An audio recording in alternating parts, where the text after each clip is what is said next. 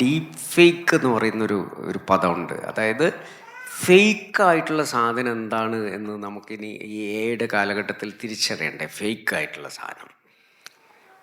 അതേപോലെ തന്നെ തെറ്റായ കാര്യം, അതിന് എ ഹാലൂസിനേഷൻ എന്ന് പറയാം. തെറ്റായ കാര്യങ്ങൾ നമ്മൾ പിന്നെ കണ്ടുപിടിക്കാൻ നോക്കുമ്പോൾ എ ഹാലൂസിനേഷൻ എന്ന് പറയും. അതേപോലെ ഒരു ഭാഗം മാത്രം പിന്നെ നമ്മളുടെ മുന്നിൽ എത്തിക്കുന്നതിനെ ബയസ് എന്ന് പറയുന്നു.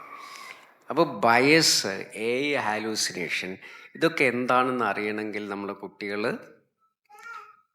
എ സാക്ഷരത നേടിയിരിക്കണം. എന്നാലേ നിങ്ങൾക്ക് കറക്റ്റായിട്ടുള്ള ശരിയായിട്ടുള്ള സാധനം നിങ്ങൾക്ക് തിരിച്ചറിയാൻ പറ്റുകയുള്ളൂ. മാത്രമല്ല, നിങ്ങൾ എ യൂസ് ചെയ്യുമ്പോൾ രണ്ട് കാര്യങ്ങൾ ആലോചിക്കേണ്ടതുണ്ട്. ഒന്ന്, രാജ്യത്തിൻ്റെ സെക്യൂരിറ്റി. രണ്ട്, വേറൊരാളുടെ പ്രൈവസിയിലേക്ക് നമ്മൾ കയറുന്നുണ്ടോ.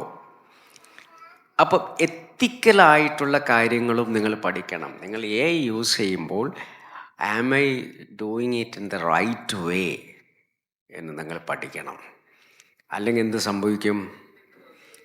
നിങ്ങൾക്ക് എതിരെ പല പ്രശ്നങ്ങളും പിന്നെ ഉണ്ടാവും. അത് കുട്ടികളായാലും ഉണ്ടാവും.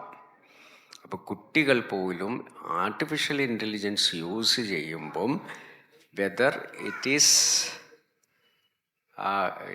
പിന്നെ നമ്മുടെ ലിമിറ്റേഷൻ കടന്നിട്ട്, whether it is crossing the borders of privacy and security, ഈ രണ്ട് കാര്യത്തെക്കുറിച്ചും ബോധവാന്മാരായിരിക്കണം. മലയാളികൾ ഇനി AI സാക്ഷരരാകും. നിങ്ങൾക്കും ജോയിൻ ചെയ്യാം 1 മില്യൺ AI സൂപ്പർ സ്റ്റാറിൽ. Register now.